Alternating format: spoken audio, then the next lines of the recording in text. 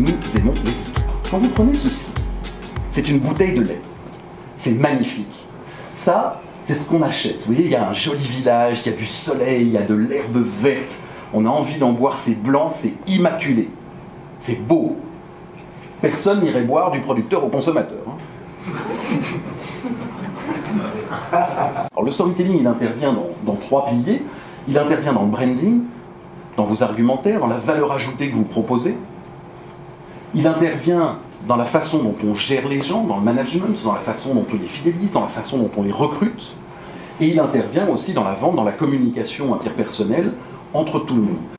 Penser client, ça va être avoir une notion de respect à la base, de se dire qui sont-ils vraiment. Tout le monde est un client.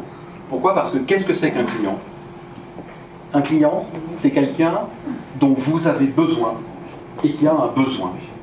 Donc vos clients, ça peut être vos prospects, ça peut être les gens qui travaillent avec vous, pour mettre un terme un peu plus hiérarchique.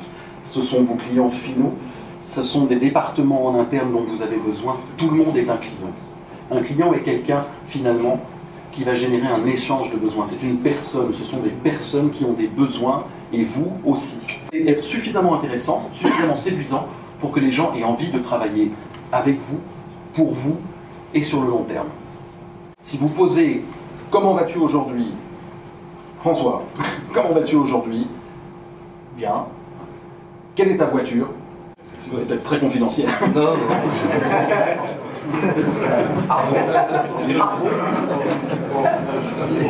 Du moment où je pose une question qui n'a rien à voir avec la réponse d'avant, François bloque ses canaux. Aujourd'hui, une bonne vente, c'est une vente où on écoute la personne. Plus vous parlez lors d'un interview, généralement, moins vous aurez le poste. Ça va vous permettre à vous de pouvoir définir quels sont les réels besoins de la personne. C'est l'écoute de l'autre qui va vous permettre d'être authentique. Il faut adapter votre message à tout ce que vous faites. Chaque personne est différente. Un argumentaire de vente ne sera pas le même d'une société à l'autre, d'une personne à une autre. Et il faut se faire ses devoirs à l'avance. C'est l'avantage du digital. À chaque fois que vous allez voir une personne, vous avez LinkedIn ou Facebook pour voir qui elle est. Il y a un apéro tout à l'heure, on fait ensemble, c'est trop chouette, etc. Mais je me suis trompé de profil. C'est pour ça que je vous parlais d'énergie, d'amour et de respect. C'est que, en communication, c'est la théorie de l'escargot. Vous avez déjà vu un escargot, quand vous vous approchez, la première chose qui rentre, c'est ses antennes. Or, la seule chose que vous voyez, c'est sa coquille. Eh bien, le charisme, l'inspiration que vous allez donner aux gens autour de vous, elle vient de cette coquille et pas de vos antennes.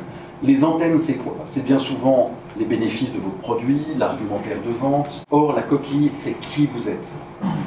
Et aujourd'hui, les gens n'achètent plus votre projet technique, ils achètent qui vous êtes.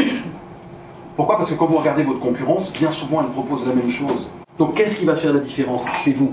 Eh bien, cette coquille, c'est l'énergie que vous apportez. Votre objectif est de toucher les gens. De les toucher suffisamment pour qu'ils aient envie de travailler avec vous, qu'ils aient envie de travailler pour vous, et ce, sur le long terme. Je vous remercie.